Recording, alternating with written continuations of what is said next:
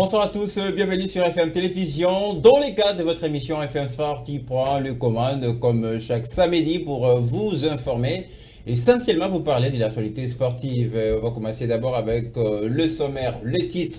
Au sommaire, évidemment, de votre émission, fin de la trêve internationale pour les léopards de la République démocratique du Congo, pendant laquelle les hommes de Sébastien Desabre ont joué la Nouvelle-Zélande et l'Angola. 2 matchs nuls enregistrés lors de cette trêve internationale journée FIFA. Alors, quel bilan pour la République démocratique du Congo? On fera les points dans un instant avec nos invités. On va palper du doigt, évidemment, ces 2 fenêtres voilà, de la FIFA. C'est officiel, depuis quelques jours, on connaît la composition des phases de groupe de la prochaine Coupe d'Afrique des Nations avec plusieurs chocs attendus. Alors, quels sont les favoris pour cette édition de la prochaine CAN?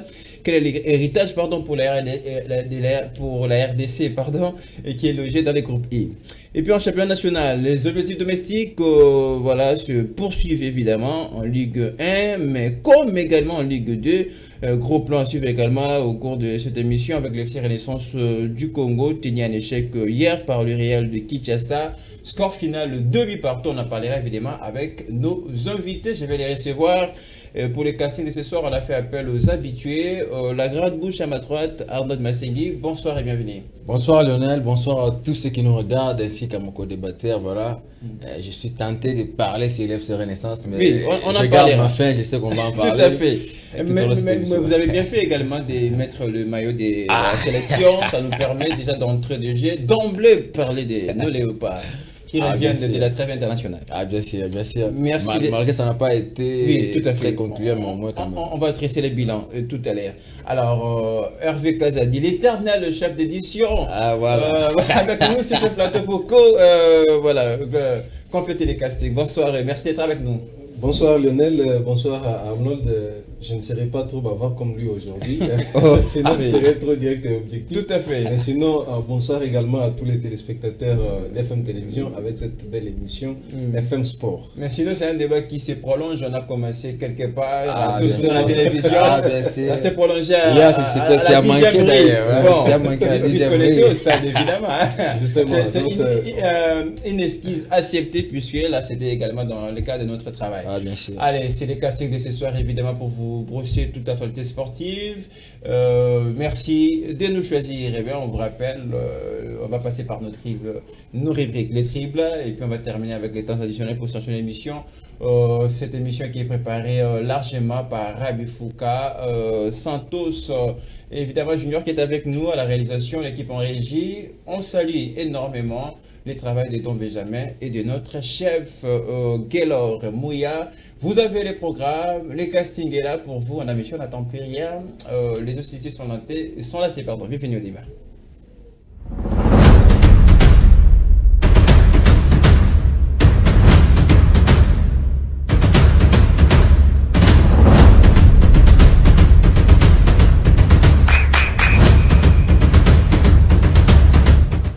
Les léopards de la RDC n'y ramèneront malheureusement que des matchs nuls dans leur trêve internationale, confrontés à la Nouvelle-Zélande et à l'Angola. Je rappelle, les hommes de Sébastien Desabre n'ont pas réussi à enregistrer une moindre victoire. Est-ce que c'est une inquiétude selon vous, Arnaud Massengui? Très certainement, parce que déjà au mois de novembre, on va commencer les éliminatoires de la Coupe du Monde et voir la RDC incapable de marquer ne fût-ce que des buts.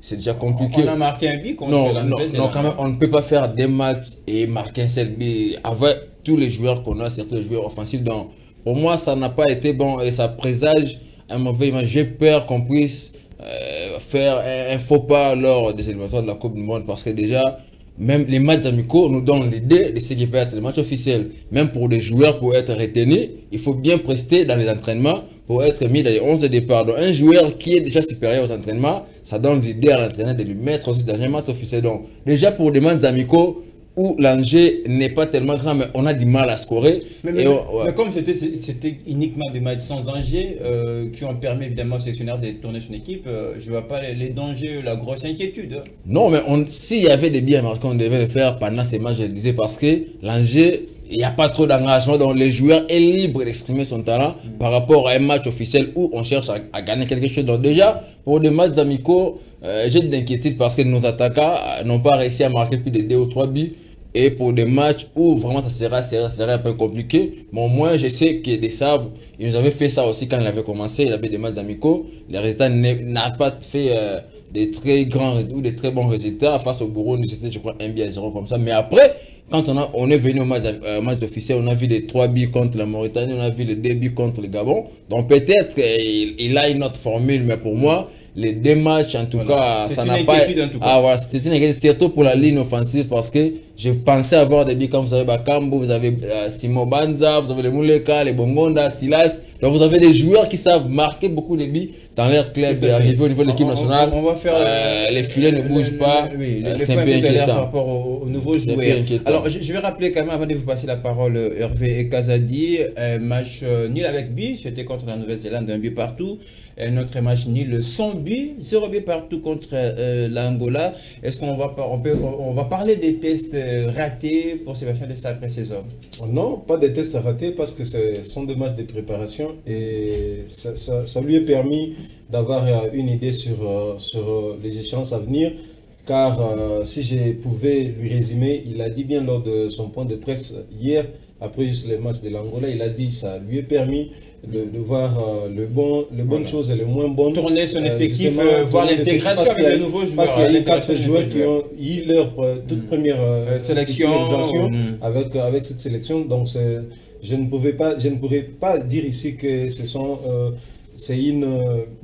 des mauvais résultats, mais quand même. Mais l'objectif a été atteint. L'objectif a été atteint parce qu'aujourd'hui, c'est préparer les échéances à venir. Déjà, il faut pas oublier que d'ici le 13 novembre, on aura notre premier match des éliminatoires de la Coupe du Monde face à la Zambie, qui est aussi notre adversaire dans la phase finale de la CAN. Donc, ça nous a donné une idée de préparer l'équipe et les coachs.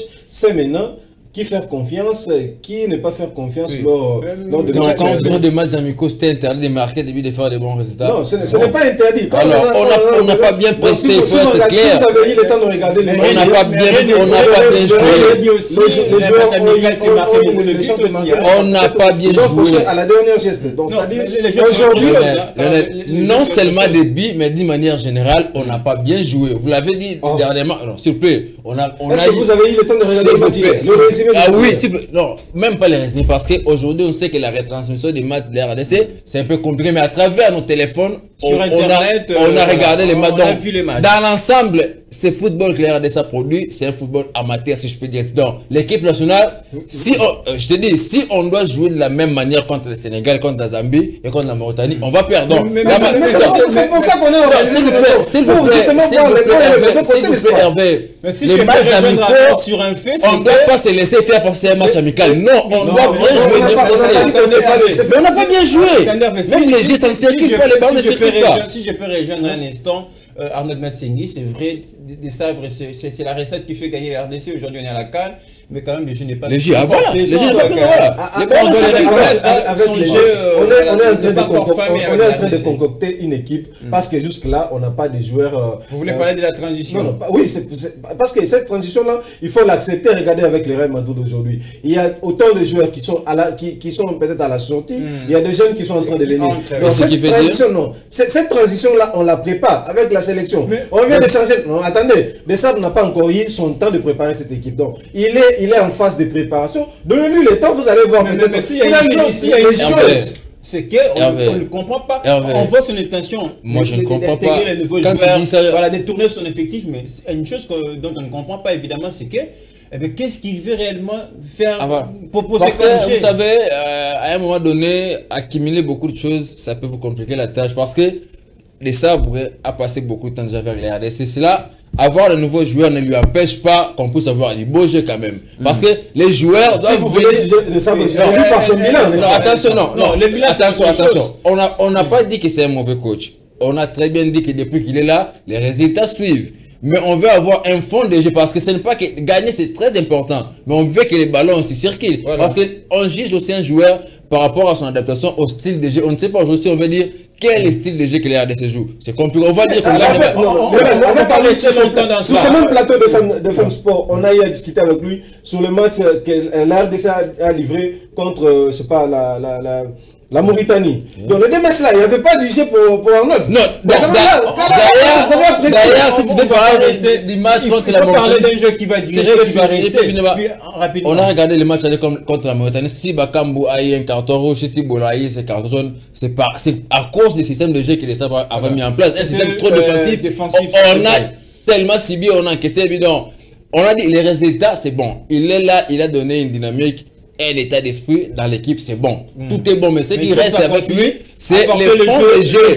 C'est pourquoi j'ai commencé par résumer le coach en disant il a bien vu les bonnes choses et les bonnes choses. Aujourd'hui, il faut du temps aussi. Ça, c'est vrai. Mais c'est vrai qu'il y a aussi les côtés positifs qu'on peut tirer dans cette trêve internationale pour ce qui est de la RDC. Bon, on ne manquera pas l'occasion très prochainement de revenir et placer les mots. Mais je voulais quand même qu'on parle de nos nouveaux joueurs quand même qui ont fait leur première sélection. Est-ce que c'est satisfaisant ce qu'ils ont proposé? Oui, avec déjà les gardiens de but Dimitri Berthaud, qui a fait un bon match contre l'Angola. Donc c'est quelque chose de merveilleux, voir un gardien qui vient pour sa première sélection, bien qu'il a joué en dehors du pays, mais quand même donner ce qu'il a donné. Pourquoi vous rigolez? Allez-y. Pourquoi vous rigolez? C'est vos propos, allez-y. Non, moi j'ai fait mon analyse. Donc c'est pour dire il a émerveillé le public. Moi personnellement, j'étais content de voir Dimitri faire ses matchs. C'est un élément de plus qui va justement parce qu'il a fait son premier match et donné des clichés dans un match. C'est un bon déjà pour un gardien. Il y a des joueurs qui ont eu leur premier temps de jeu comme William Baloukwissa qu'on n'a jamais vu, mais quand même il a joué jusqu'à la 74e minute. On a vu comment il roulait avec les ballons, bien que les choses n'ont pas marché comme on l'attendait, mais quand même c'est déjà quelque chose de bon. Sans avoir nous proposer un jeu plaisant, mais quand même, est-ce qu'on ne peut pas prendre l'intégration de ce nouveau joueur comme le point positif de cette sélection, de cette trêve internationale? Quand il avait parlé, j'ai rigolé parce qu'il aime tellement trop souligner. Il a failli être perturbé par votre sourire. C'est gardien Dimitri Berthaud. Vous savez, moi je ne suis pas encore enflammé par ce gardien. Parce que déjà, un match amical, et puis, je ne manque pas de respect aux Angolais. Mais on a joué contre qui? Contre l'Angola. S'il vous plaît, Hervé. Hervé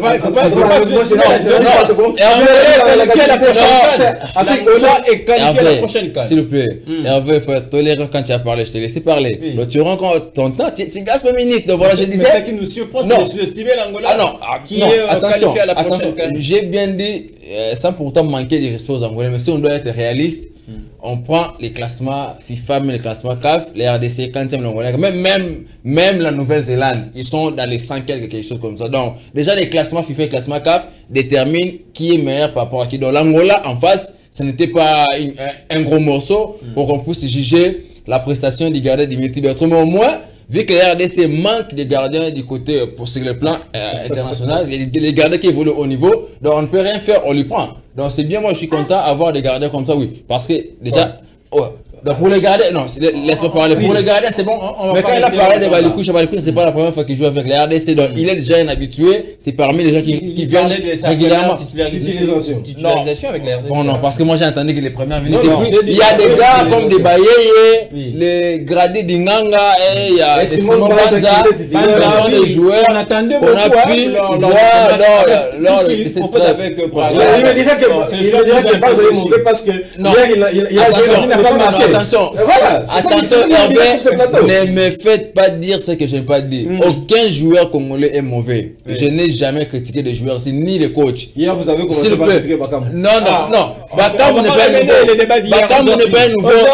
J'avais juste rappelé qu'à un moment donné, parce qu'un gars qu'on lui appelle cadre, qu'il est moins performant actuellement, on doit lui mettre là et étouffer les jeunes qui sont prolifiques actuellement. Non, l'équipe nationale, ce sont des meilleurs. Donc quand vous avez les Silas, les Mouleka et les autres, les Banza qui sont meilleurs, qui marquent des buts régulièrement dans l'air club, et Bakam qui ne joue pas avec Galatasaray, malgré le fait qu'il est cadre, on ne doit pas mettre les petits sur le banc parce que les grands est là. Je voulais quand même retenir votre attention un petit peu sur un joueur et qui a participé évidemment à cette trêve internationale, c'est Cédric Bakambu, et qui est en grosse difficulté avec son club. Bien sûr. Il ne joue presque pas. Bien sûr. Eh bien, c'est lui le buteur contre la Nouvelle-Zélande. Est-ce que c'est un but qui peut faire du bien Bakambu lui faire du bien. Oh, bien sûr, parce qu'il en avait tellement besoin, tu ne peux pas imaginer. Quand vous êtes joueur, vous venez dans un club et vous avez tellement de la concurrence, en l'occurrence Icardi, donc c'est déjà compliqué. Chez Galatasaray, il ne joue pas et là, il a eu les minutes et il a eu l'opportunité parce que ça faisait aussi longtemps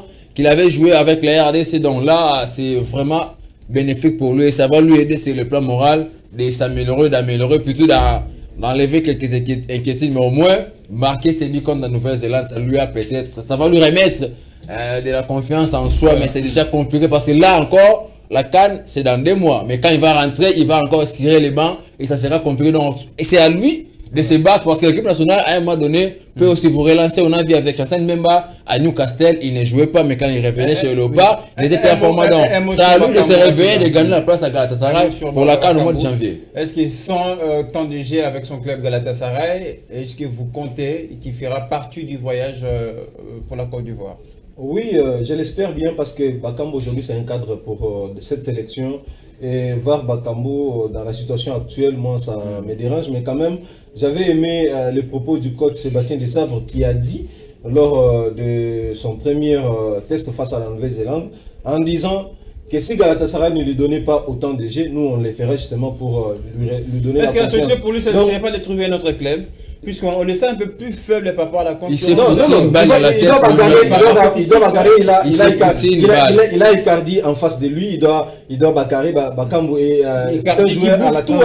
Non, il est à la trempe, il a la trempe de Moro Icardi. Donc moi je pense que si aujourd'hui il y aura un faux pas que Icardi va commettre, Bakambu va se relancer. C'est juste une question de c'est aussi une juste une besoin de confiance parce que aujourd'hui Bakambu avec ses billes aujourd'hui ça peut tout relancer, lui mettre en confiance.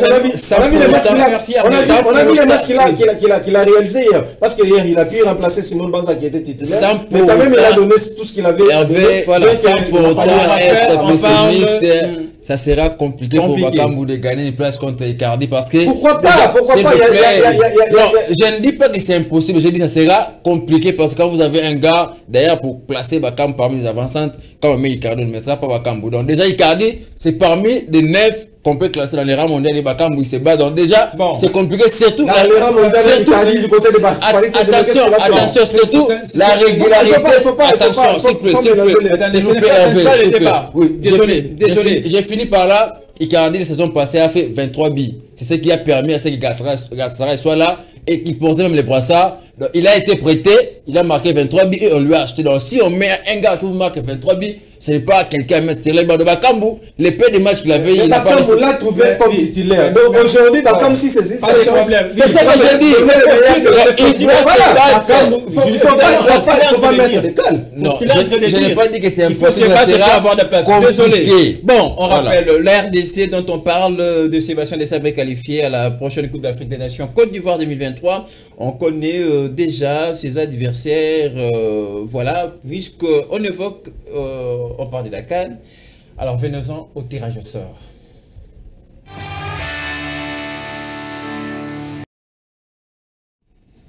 Allez, le tirage au sort, on en parle évidemment de la prochaine Coupe d'Afrique des Nations répartie en sous-groupes de 4.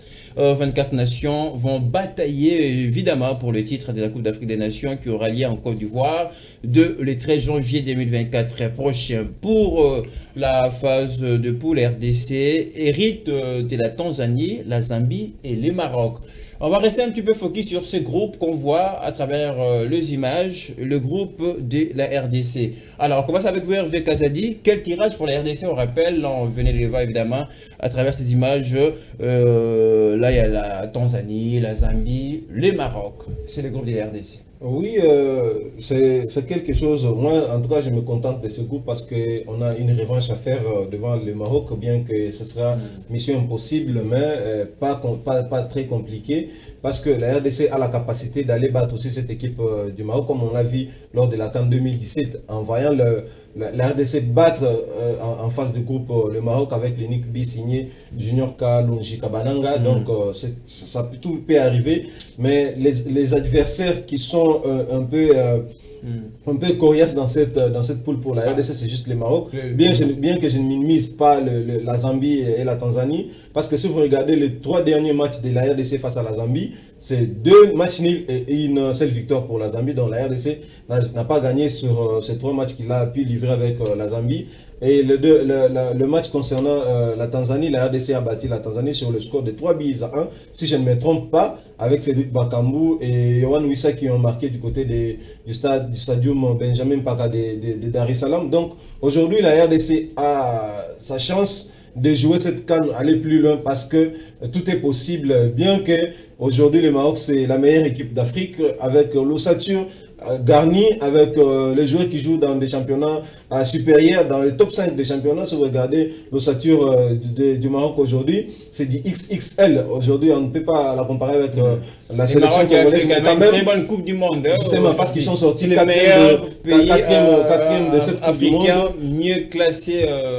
Voilà, sur l'échelle mondiale. Ils sont sortis 4e meilleure équipe de cette Coupe du Monde avec l'élimination. Ils ont éliminé les grands Portugal du Cristiano Ronaldo. En tout cas, moi je pense que c'est une équipe à prendre au sérieux et mettre mieux aussi préparer ces matchs. Justement, parce que quand j'ai vu les tirages au sort, j'ai vu les joueurs réagir, j'ai vu les coachs réagir par rapport à ça. Donc j'ai vu qu'ils ont l'envie d'aller chercher cette équipe pour pas créer une surprise. Arzad Massengui, c'est vrai qu'on est encore à quelques mois de ce coup d'envoi. Et pour voir justement cette affiche RDC Maroc, ça sera la 10e journée. Est-ce que la RDC sera prête pour faire venger évidemment le passé, ce score lourd que le Maroc nous a infligé lors de la Coupe du Monde? Je te dirais oui, parce que on a une équipe rassurante, donc déjà je n'ai pas peur malgré le Pour une fois, on partage les parle des joueurs XXL du côté du Maroc, mais au moins chez nous aussi on a des joueurs pas des moindres. Est-ce qu'on sera pris? Ah bien sûr, on est déjà, même si on disait que c'est demain. D'ailleurs, RDC va jouer contre le Maroc. Tout à l'heure, vous êtes en train de crier le jet non plaisant de ces non, les jets non plaisants et on a du mal à scorer, mais déjà quand vous avez un match où vous avez un sentiment de revanche, parce que si on a manqué la dernière édition de la Coupe du Monde, c'était à cause du Maroc. Un but partout ici, là-bas, 4-1. Mais aussi, les 4-1, non seulement qu'on a été très mauvais, mais il y avait des erreurs, notamment des défenseurs congolais. Voilà, donc il les a offert d'abord les débuts comme ça, bêtes. Donc je crois que ce sont des choses qui se sont améliorées. Que ce soit du côté des gardiens de but, la ligne défensive, milieu, attaque. Donc déjà, il y a certains joueurs aussi qui ont subi cette humiliation. Voilà, donc ils auront à cœur de se venger. Mais surtout, je l'avais dit, il y a des joueurs qui sont à la voie de la sortie, comme les Bakambu et Kakuta. Donc ils sont, entre guillemets, vieillissants. Donc ils sont en train de laisser la place à une nouvelle génération. Et au moins, quand vous êtes à la sortie, que vous avez une dernière chance, donc il faut la saisir. Donc il y a de ces joueurs-là qui vont essayer à tout. Je crois déjà après la Coupe du Monde 2026, Bakambu et Kakuta diront adieu à l'équipe nationale. Donc déjà, la CAN, on va pas revenir, on va pas l'analyse encore des puisqu'on a parlé tout à l'heure. Je veux quand même qu'on se focus un peu sur nos adversaires. C'est ce que je disais, parce qu'on parle de ces matchs dans ces groupes. S'il y a une équipe qui peut nous compliquer la tâche, sérieusement, c'est le Maroc. Donc la Tanzanie est prenable, la Zambie est prenable, mais il n'y a que le Maroc qui peut. Mais eux aussi, ils savent que la RDC aussi c'est la seule équipe qui va nous compliquer la tâche. Alors une question, et quand vous vous trouvez dans un groupe où il y a le Maroc par exemple qui est parmi les meilleurs pays africains, le mieux placé sur l'échelle mondiale, je disais tout à l'heure avec Rivière Kazadi, est-ce que la RDC doit naturellement jouer pour la 2e place? Non, c'est faux et archi faux. Vous savez, être meilleure nation sur le plan mondial, mais l'Afrique a ses réalités. Donc, on a nos propres problèmes, on a nos propres réalités. Donc on a vu les meilleurs joueurs au championnat européen venir à la CAN. Qui va me dire, on voit Mohamed Salah avec Liverpool, on a vu Sadio Mané, Liverpool et consorts, Mahrez, Manchester City et beaucoup d'autres joueurs. Mais qui va me dire, parmi les joueurs que je viens de citer, qui évoluent dans les grands championnats européens, quand ils viennent à la CAN, ils finissent la CAN, pas même avec 3 buts. Donc déjà pour vous dire, le football africain, c'est différent du football européen. Donc être meilleur en Europe ne veut pas dire forcément que vous êtes meilleur. Et l'Égypte, avec les joueurs locaux, ils ont gagné 3 CAN successives. Donc 2006, 2008, 2010. Donc déjà, les Maroc, on n'a pas trop perdu. Donc la RDC a aussi les armes pour faire face au Maroc. Donc on ne voit pas que c'est battu pour la 2e place entre le Maroc et la RDC. La 1re place va se jouer entre les deux. Voilà. Vous voulez ajouter? Oui, je partage l'avis de mon très cher ami. La grande Arnaud bouche, Dumas, c'est comme ça qu'on l'appelle. En disant que C'est un peu répandu, voilà. ce n'est pas une qualification acquise pour le Maroc, donc la bataille sera rude entre le Maroc et la RDC pour cette première place. Car la RDC Mais a sans la oublier potentialité que la Tanzanie ou non, ce sont des équipes surprises. Ils ont aussi leur carte à jouer. Donc chaque équipe, quand il vient avec la détermination de faire valoir son drapeau. Et la RDC ne partirait pas en Côte d'Ivoire comme une bouc émissaire devant la Côte d'Ivoire. Donc parce qu'on a la qualité, on a des joueurs qui pourront peut-être créer des surprises. Alors, comme les souligner par rapport au championnat européen. Ça c'est l'Afrique. L'Afrique ça se joue avec moins des espaces, voilà. Tandis que l'Europe c'est plus d'espace. Voilà, donc l'ambiance nous connaissons les terrains africains. Il y a des joueurs qui jouent avec les Maroc qui n'ont jamais pas, peut-être parce qu'il y aura de nouveaux venus dans cette sélection du Maroc, comme des joueurs comme le Brahim Diaz qui joue du côté des Mali, qui n'a jamais joué avec la sélection marocaine, qui viendra découvrir l'Afrique pour sa toute première fois. Tout à fait. Alors, on parle de ce tirage au sort qui annonce plusieurs chocs de le premier tour. En tout cas, ça sera très spécifique cette fois-ci, puisqu'on aura que des chocs en deuxième journée. Je vais quand même tirer votre attention déjà au niveau du groupe A, groupe dans lequel on retrouve le pays organisateur, la Côte d'Ivoire. Il y a le Nigeria, la Guinée équatoriale, la Guinée-Bissau. Déjà, la deuxième journée, il y aura Côte d'Ivoire et Nigeria. Ça va, c'est la qualification dans ce groupe, c'est discuté entre les deux équipes. Franchement, comme on l'a dit, entre la RDC et les Maroc pour le groupe I. Les Ivoiriens auront du pain sur la planche parce qu'aujourd'hui, le Nigeria, ils ont tellement de bons joueurs. Même si du côté de la Côte d'Ivoire aussi. Est-ce que la Côte d'Ivoire est prête aussi, même si. Bon, oui, déjà l'équipe ivoirienne a des bons joueurs. Les Ivoiriens, ils ont des joueurs dans des grands clubs, mais le mal, c'est que ces derniers temps, il y a beaucoup de joueurs ivoiriens qui refusent de porter les maillots ivoiriens, à l'occurrence de Sekou Fofana, l'ancien capitaine de Lens, aujourd'hui à Al Nasser. Il y a Wilfried Zaha qui est imprévisible, tantôt il dit oui, tantôt il dit non. Mais ils ont aussi à l'air du côté de Dortmund. Je crois ils ont des joueurs, mais côté nigérien, vous savez, le Nigeria, c'est comme la RDC, comme l'a dit une fois Claude Leroy, c'est-à-dire du côté potentiel, du côté qualité, ils ont tellement de bons joueurs, donc ça tellement bien, ils jouent dans des grands qui sont meilleurs. Donc est-ce que le Nigeria n'est pas, ça sera c'est conçu comme une menace pour le pays organisateur de la Côte d'Ivoire? Ah bien sûr, c'est une menace pour la Côte d'Ivoire parce que si vous regardez le satire aujourd'hui du Nigeria, avec les joueurs qui évoluent. Est-ce que si le Nigeria battait la Côte d'Ivoire en deuxième journée, ça serait pas le scandale de voir peut-être les pays organisateurs? Non, parce que le groupe est équilibré. Les chocs vont se jouer entre ces deux équipes, bien que la Côte d'Ivoire aura son 12e homme, parce que l'ambiance sera au total. Donc, alors, puisque vous avez la parole, je veux quand même qu'on passe au groupe B, là où on retrouve l'Égypte et le Ghana. On a Cap-Vert, Mozambique, évidemment, pour compléter ce groupe. L'Égypte et les Ghana, ça c'est le choc, évidemment. Oui, c'est le choc aussi parce que ça va se jouer entre ces deux équipes, mais sans toutefois minimiser les autres équipes, parce qu'aujourd'hui en Afrique, il n'y a plus de petites équipes. Le football africain est en train de monter en puissance. Il y a du changement qui sont en train de... Il y a des révélations de joueurs qui sont en train de... Qui passez-vous comme favori entre les deux, Égypte, Ghana?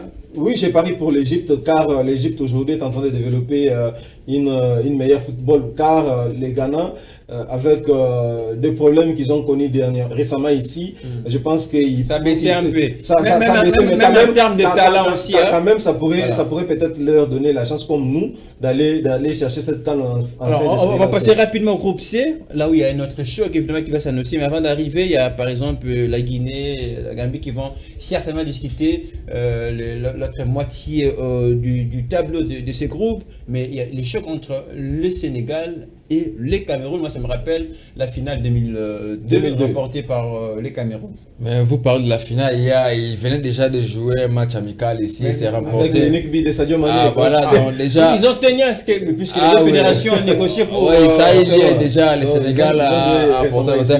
Mais si on jette un coup d'œil, c'est tirage au sort. C'est comme si les deux premières nations, on a toujours des gros morceaux et le reste...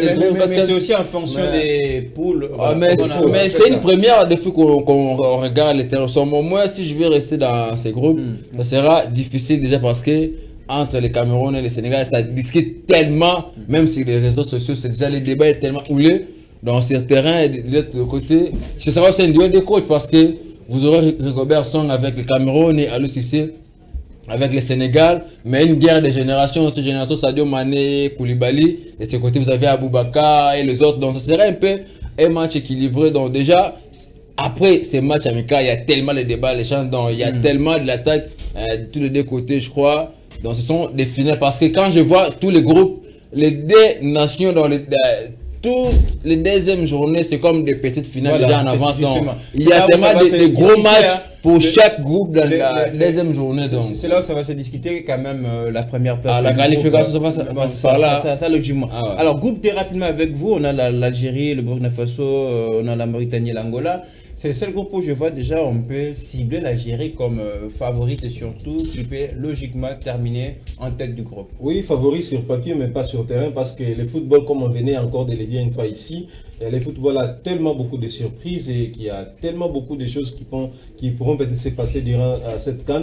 Je ne vois pas l'Algérie ou soit les autres équipes aller accompagner l'Algérie. Il y aura tellement beaucoup de surprises parce qu'il y a aussi des failles dans cette équipe algérienne car il y a tellement beaucoup de choses qui se passent tout autour de cette sélection algérienne. Il faut dire qu'ils ont un problème d'abord de gardien avec Raïs Mouli qui est déjà sortant et ce n'est pas suffisant. Un poste ce nom me fait mal au cœur quand on le cite. Ce n'est pas un poste parce que la façon dont les gars ont régné la RDC. Justement, donc il y a tellement beaucoup de choses qui se passent dans cette sélection algérienne, bien qu'ils ont des meilleurs joueurs qui jouent dans le monde. Aujourd'hui, la grande partie de leur équipe est composée de joueurs qui jouent les championnats africains. Parce que si vous prenez les équipes comme ISM Alger, il y a tellement beaucoup de joueurs qui vont donner des joueurs dans cette équipe nationale.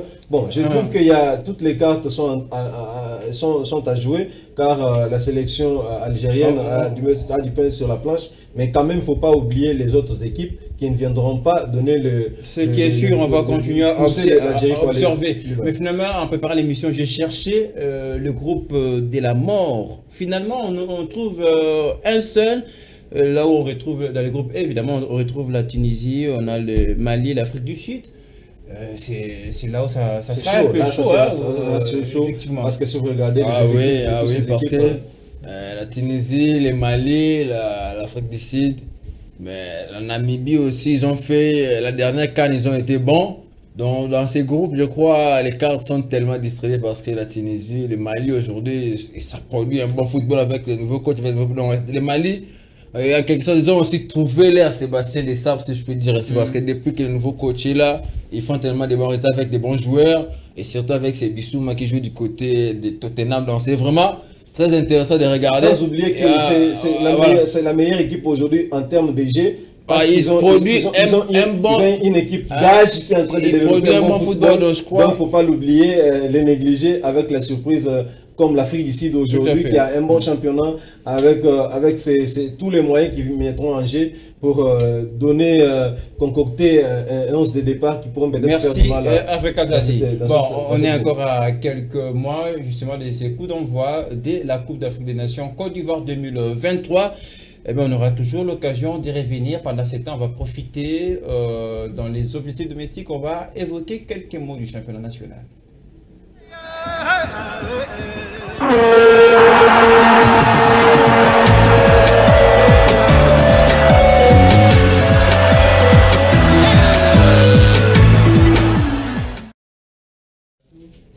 Les objectifs domestiques, on en parle évidemment, c'est les championnats nationaux. On va revenir un petit peu sur les événements qui se sont produits évidemment le week-end avec pas mal de surprises. Je vais ici rappeler la défaite de Saint-Lolou Popo devant Lou Magisport, les sans faute qui s'est poursuivi avec le tout-puissant Mazembe 3-0 devant Chinkoukou, la victoire tranquille en tout cas des club 2-0 devant la Escouille avec club Hervé Kazadi rapidement et qui s'est remis quand même. On va plus revenir ou refaire l'échec enregistré lors des interclubs. La défaite qui a fait mal, c'était lors du derby face au DSMP. C'est V-Club qui s'est remis, sans public, on va les préciser. Justement, il fallait que V-Club se remette le plus vite possible dans cette compétition, car c'est une compétition qui va lui donner encore la chance d'aller jouer les interclubs de la CAF. Il fallait oublier la défaite ou l'élimination et se concentrer sur l'avenir qui est de c'est quand même une bonne victoire devant. Justement, ça fait du bien aux supporters de Banaveya et ça fait du bien aux joueurs et au staff technique et au staff dirigeant parce qu'aujourd'hui, il faut dire que avec le but en train de passer un moment trop douloureux de sa vie avec les désordres qu'on a vu lors du match d'SMP, les supporters qui exigent à ce que le staff dirigeant parte. Il y a tellement beaucoup de choses qui se passent dans cette équipe, mais quand même voir cette équipe gagner son match face à Pouya, une victoire qui soulage, qui peut relancer le moral alors, la grosse surprise du week-end, c'est la défaite de Seto Lupopo. Comment expliquer ça? Le Popo qui tombe, voilà, alors qu'on attend de très choses de cette équipe. Pour moi, ce n'est pas une surprise. C'est normal, c'est mérité. Donc, c'est mérité. Pour moi, ce n'est pas une surprise déjà. Parce que Lupopo, depuis qu'ils sont là, ils ont recruté des joueurs, ils ont un coach Magasuba. Pour moi, je dirais l'homme est en fin de cycle parce que on a trop vanté les noms de Magasuba en négligeant un coach local au nom de Bertin Marou qui avait fait des bons résultats avant quand Magasuba était absent et ils ont pris Magasuba pour le mettre. Donc pour moi, Lupopo, peut-être je peux dire ils ont raté leur mercato. Vous voulez dire autrement, le problème c'est l'entraîneur. Et l'entraîneur et les joueurs qu'ils ont recrutés. Donc c'est du 50-50. Je vais commencer par la direction. La direction du Lupopo. Parce que chez nous, c'est le même problème que connaît les Paris Saint-Germain aujourd'hui. C'est la direction qui recrute des joueurs et qui recrute l'entraîneur et va le mettre dans ce genre compliqué. Et les coachs aussi quand ils viennent. Mais Magasuba aussi, depuis là, on parle des jeux. Quel est le jeu produit par Lupopo? Donc déjà, Magasuba aussi, il s'appuie, il s'accroche sur les vieux qui sont déjà presque à la retraite, à l'image des Patou Kabang ou les Mikami. Ce sont des gars qui ont tellement donné et qui n'ont plus assez de souffle. Mais quand même, M. Vanzé-Maré, on va dire que Lupopo va se retrouver. Lupopo reste quand même l'un des favoris de ces groupes A.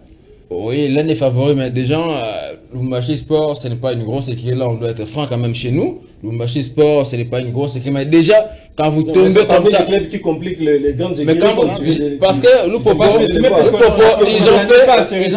ils ont fait un match nul contre Mazembe après leur élimination de la Coupe d'Afrique. On s'est dit peut-être qu'ils ont cette fin qu'ils veulent peut-être prouver. Parce que là, il faut souligner que cette défaite, c'est dans leur nouveau stade, les premiers matchs officiels et l'inauguration des stades. Ça peut arriver. Et c'est pas de fait, mais c'est à nous pour se relever, mais surtout, peut-être que pendant le mercato du mois de janvier, essayer un peu de rajeunir l'effectif parce que je crois on a vu ici, je finis par là parce que Patou Kabang, on a vu ici à Kinshasa, ce qui a causé l'élimination, c'était la sortie de Patou Kabang, la sortie de Mika Miché. Et les gens qui les ont remplacés, ils n'ont pas été tellement à la hauteur des Patou Kabang et Mika Miché. Ça a handicapé l'équipe. Et on a vu tout ce qui s'est passé dans la loupe pour rectifier les tirs. Mais surtout pour moi, Magasuba ne reste pas comme coach. Tout à l'heure, j'ai rappelé la victoire également sans faute de tout-puissant Mazembe sur le score de 3-0. On va parler Ligue 2 rapidement avant de terminer avec nos rubriques. En Ligue 2, je le disais tantôt, le FC Renaissance était tenu en échec par le Real de Kinshasa. 2 buts partout, une contre-performance des Rennais basée sur un problème de non-respect des tactiques. C'est ce qu'a confié au micro de nos reporters l'entraîneur adjoint des Rennais, évidemment. On va aller écouter rapidement. La réalité du football, le football a des réalités et on n'était pas s'attendu à ça. Et les conseils qu'on avait donnés pour jouer en deuxième période, et mes joueurs n'ont pas encore saisi cette opportunité-là. Et c'est pour cela que vous avez vu qu'en deuxième période, on a joué beaucoup plus sur le plan défensif, pas comme qu'on avait joué à la première période. Une contre-performance qui fait du mal à beaucoup de supporters de ces clubs, le FC Renaissance du Congo. En 35 ans, puisqu'on est en train de finir l'émission, c'est après la grosse défaite, on va dire, sur le score de 4-0. Voilà, le FC Renaissance a trouvé mieux de relancer son championnat avec un match nul. Oui, Lionel, moi je pense que ce n'est pas encore le moment de juger cette équipe qui a passé des moments difficiles sur le plan administratif avec tout ce qu'on a connu comme théâtre, mais quand même voir cette équipe en train de jouer et vouloir se relancer, bien que c'est le début du championnat pour eux. Quand même, je ne vais pas les juger aujourd'hui, ça sera trop tôt. C'est difficile à avaler puisque justement, on connaît le contour de ce qui se passe autour de cette équipe, mais quand même, ce n'est pas le temps de surcharger. Vous voyez l'avenir de cette équipe? Oui, il y a tellement de l'avenir parce que j'ai confiance dans cette équipe, aux dirigeants qui dirigent cette équipe, parce que je sais que ce sont des stratèges, les arnaqueurs sont partis, et les stratèges sont restés, comme en l'occurrence du président Billy Maloua, de l'évêque Pascal, qui sont les stratèges. Ils vont relancer la machine et voir Renaissance demain pouvoir gagner le match comme c'était en 2014. Merci. Juste en passant, on rappelle, il y a une information qui nous vient de nous parvenir, le CLSS du Congo signe un nouvel entraîneur. On va revenir peut-être pour vous donner les détails, surtout le profil de cet entraîneur. Le Renaissance était victime d'une remontada de cette formation des Real de Kinshasa. Renaissance, je rappelle, mené par le score de 2-0. Non, bon, je crois déjà, vous avez commencé par l'information du coach, à l'occurrence la personne depuis Patil Okese, un ancien du DSMP qui est le nouveau coach de FC Renaissance. Mais si je vais revenir, vous savez, quand on s'appelle FC Renaissance du Congo, on vient pour jouer les titres.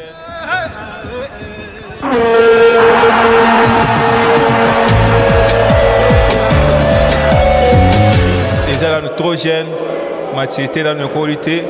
Au fur et à mesure, match par match, nous avons acquis l'expérience. Malin, mais pour les équipes, nous sommes trop jeunes, nous avons acquis l'expérience.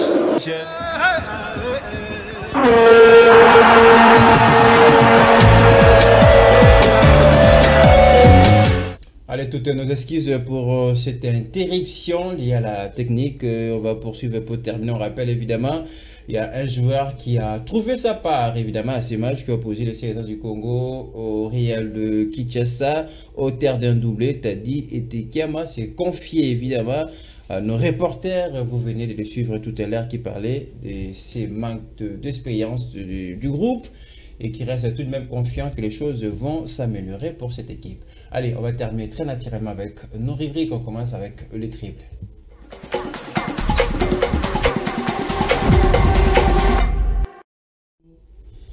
Lequel de nos deux invités va tripler l'autre, madame, messieurs? On vous invite à la rubrique le triple. La question pour vous, chers messieurs, ils sont désormais 3 sur le podium de la course au Ballon d'Or. Mbappé, Alan et Messi. C'est qui le plus grand favori, Hervé Kazadi? Pour moi, le plus grand favori, c'est Erling Haaland avec tout ce qu'on a connu avec sa saison. Il est sacré meilleur buteur de cette Champions League, meilleur buteur également de la Première Ligue. Il a remporté la Champions League, donc c'est toutes les cartes. On connaît comment la coupe, au moins qu'il y a une surprise. Comme on voit déjà, ça se discute sur les réseaux sociaux, mais quand même, si on reste dans les conditions lesquelles le Ballon d'Or s'octroie, je pense que c'est Haaland qui est le favori. Mais pendant quelques jours, là, on attend le nom d'un certain Lionel Messi qui est à la quête de son 8e Ballon d'Or. Bon, je crois les chiffres, les critères, les sondages vont à la faveur de Lionel Messi, mais pour moi, je dirais, bon, Lionel Messi en a déjà 7. Malgré qu'il est favori. Non. Faut pas comme si c'était une question de clémence. Tu parles, je m'étais. Et puis, quand je parle, tu t'as juste. Mais est-ce que pour vous, parce que je connais déjà la descendre. Est-ce que Lionel Messi mériterait ses Ballons d'Or 2023? Bon, je crois déjà dire comme ça parce que, attention, les critères et les votes, ça ne se passe pas comme ça. Donc, il y a des critères mis en place. Si on doit le faire, on doit faire toute une émission. Donc, j'ai parlé des critères et des sondages. C'est en faveur de Lionel Messi parce que Alan, ce n'est pas que le fait d'être un simple buteur que vous allez remporter les Ballons d'Or. Donc, Alan, à part le fait de marquer des buts, il se retrouve nulle part dans les critères pour lui. Les critères pour Alan, il n'y en a que deux. C'est remporter le titre collectif et titre individuel comme meilleur buteur, c'est fini. Et surtout défavorisé par son équipe nationale. Donc, si on doit faire ce débat que Hervé nous mener ici, le débat de la rue, s'il vous plaît, s'il vous plaît, s'il vous plaît. Donc, le débat de la rue, c'est qu'on voit que ce qui est la surface comme ça. Mais en interne, il y a tellement de... Pour vous rappeler, ce sont des coachs, les capitaines, ils ont des spécialistes de football qui votent. Donc, déjà, s'il vous plaît, comment les ballons vous croyez que les Français dont Messi a arraché la Coupe du Monde peuvent être cléments avec Messi. Ce n'est pas une question de il a quitté les Paris Saint-Germain, c'est à cause du traitement qu'on a c'est toi qui veut discuter inutilement. Messi aura le 8e ballon d'or, mais pour moi, déjà 8e ballon d'or, c'est une fête de trop. Donc pour moi, qu'il les gagne ou pas, il a déjà 7. Donc ça lui suffit qu'il les gagne ou pas. Pour moi, c'est même pas. Rendez-vous le 30 octobre pour connaître évidemment le vainqueur du ballon d'or 2023. Allez, les temps additionnels, c'est tout de suite.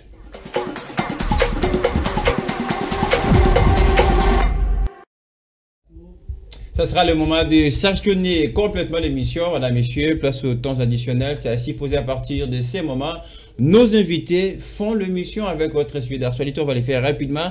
Avec vous, Hervé, vous avez la main. Les temps additionnels. Autre sujet d'actualité. Ouais, donc, autre sujet d'actualité, je parlerai de ces cas qui opposent, les conflits qui opposent les tout-puissants Mazembe et les gouvernements congolais concernant l'affaire de non-exoration de matériel commis à la CAF pour la retransmission du match qui va opposer les tout-puissants Mazembe pour le compte de la Super Ligue africaine, compte face à l'Espérance de Tunis. Donc, je demanderai à ce qu'il y ait une vérité dans leur communiqué, parce qu'on sent vérité de la part de qui? Entre les deux parties, parce qu'on sent que les uns accusent les autres, les uns accusent les autres. En tout cas, on ne sait pas à qui se confier pour avoir la clarité, parce que je vois maintenant c'est comme si c'est de la manipulation politique qui a entrangé. Il y a les gens de Mazembe qui crient à la politisation, il y a des gens du gouvernement qui crient à la politisation. Mais bon, on ne sait pas comprendre. Le match va se produire ailleurs. Justement, va se produire ailleurs. Donc, le gouvernement qui accuse le tout-puissant Mazembe d'avoir introduit la lettre de demande d'exonération en retard, et voilà, on ne sait pas comment se fier sur ça, mais quand même on va un peu définir pour informer, parce que nous sommes là pour informer les téléspectateurs. Tout à fait. On va aller essayer de finir sur le dossier, on reviendra peut-être le mercredi si vous nous invitez. Voilà, sans problème. On rappelle dans ce dossier, c'est la Super League qui devait commencer. Le tout-puissant Mazembe jusque-là est le seul club qui va représenter la RDC à cette compétition prestigieuse qui ne regorge que de grands clubs. En même temps, on rappelle évidemment que Mazembe reste encore le seul club congolais engagé aux interclubs qui va jouer la phase de poule. Arnaud Segui, la grande bouche, c'est à vous, vos temps additionnels. Alors, je crois que moi je vais revenir au dossier de FC Renaissance. Vous savez, l'FC Renaissance pour moi, je sais que moi je n'ai pas aimé personnellement, c'est que le fait de recourir aux anciens joueurs qui ont joué déjà le foot, c'est bien l'expérience, mais parfois quand vous avez un nouveau projet, il faut tourner la page et avoir de nouveaux joueurs, des joueurs qui ont l'envie de prouver quelque chose à la face du monde. Il y a tellement de jeunes qui sont talentueux, ils devraient les recruter et leur donner l'occasion de jouer la Ligue 2. Les vieux, les anciens peuvent servir attention, de l'expérience. Non. Et Tekem a fait doublé, ça c'est mon point de vue. À part le Tekem, comment une équipe comme l'FC Renaissance peut être remontée des débits par les Real. Ça peut arriver. Non, ça peut arriver. Attention, s'il vous plaît. Laissez-moi parler, j'ai 30 secondes. Non, je disais, l'FC Renaissance, c'est un grand club. Malgré tous les problèmes qu'il y a eu, même malgré les complots qu'il y a eu tout autour de l'équipe, mais comme on parle de l'FC Renaissance, c'est un grand club. Donc, ils sont là à la Ligue 2, c'est pour jouer les titres. Et quand on veut jouer les titres, parfois, il faut mélanger un tout petit peu d'expérience, mais avec des jeunes, parce qu'aujourd'hui, ce que j'ai dit, je les connais, je côtoie la Ligue 2, je connais. Il y a tellement de jeunes qui ont l'envie de prouver quelque chose, mais des clubs où ils se trouvent, ils n'ont pas cette chance-là. Donc, quand on vient déjà les noms d'FC Renaissance, vous les portez, ça vous donne l'envie de faire double. Pour moi, ça ne vaut pas la peine d'aller chercher les Tiché qui étaient là, j'ai entendu Salakiakou, tout ce monde-là. C'est bien, mais au moins, trouver aussi des jeunes qui ont le souffle, qui ont le sang neuf, qu'on veut, Arnaud, qui veulent prouver quelque chose, parce que être mené 2-0 et puis remonter début contre Real de Kin, c'est compliqué. Mais moi, je reste encore sur ma fait, c'est un nouveau projet avec le nouveau coach. J'espère qu'ils pourront se relever à la 3e journée, mais surtout les chocs de la 4e journée. Donc, ils ont intérêt à se préparer, parce que qu'on le veuille ou pas, on va toujours, ils seront toujours comparés, on va souffrir de cette concurrence des noms entre OCF. Donc, aussi longtemps que là-bas, ça va aller mieux, et que des côtés, ça va aller mieux, ça fera la paix. Mais entre les deux côtés, si l'autre gagne et l'autre perd, ça vous l'avez déjà dit, merci beaucoup. Je crois que l'FC Renaissance a intérêt de relever la tête, parce que c'est un grand club et ils sont là pour jouer les titres et non les maintiens avec les anciens joueurs. Les objectifs qui n'échappaient évidemment au contrôle du comité sportif. Merci à tous les deux d'avoir répondu à notre invitation. D'ici qu'on referme un petit peu cette émission de FM Sport, un peu sous la tension, on vous présente nos excuses évidemment pour quelques soucis techniques connus évidemment au cours de cette émission. FM Sport revient la semaine prochaine avec le même plaisir.